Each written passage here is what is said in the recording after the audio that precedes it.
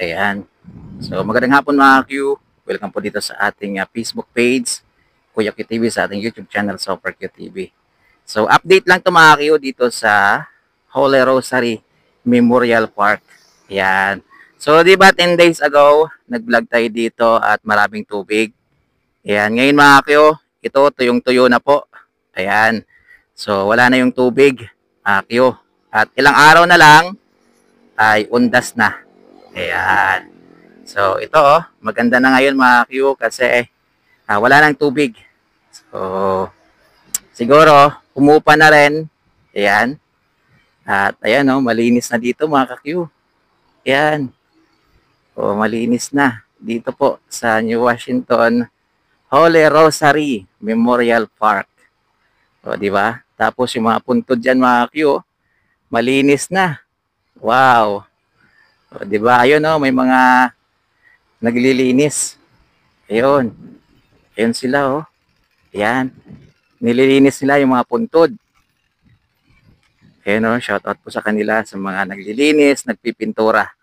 Ayan. O, di ba dati dito maraming matataas na damo. So, ayan, wala na Ayan. So, ikot pa tayo dun mga Q sa kabila. Ayan.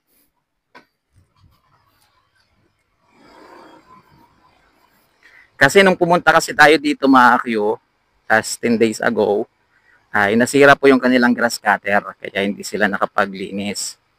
Ayan. Pero ngayon, ayan o, di ba? Malinis na mga Q. Yan yung mga puntod na ang mahal ninyo sa buhay dito po sa Holy Rosary. Ayan o, ganda tingnan Wow. O, di ba? Ayan. So malapit na yung ondas. Ano ngayon? 28. So ilang araw na lang mga Q.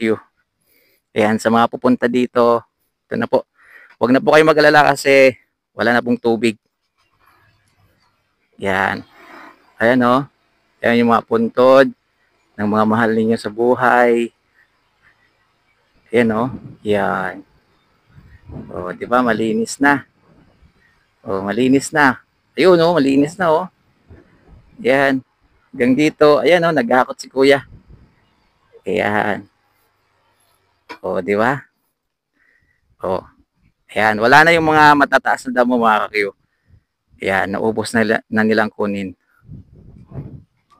Ayan O, dito malinis na rin mga ka-Q. O, di ba? Ayan, o, di ba malinis na po yung Holy Rosary Memorial Park. Ayan.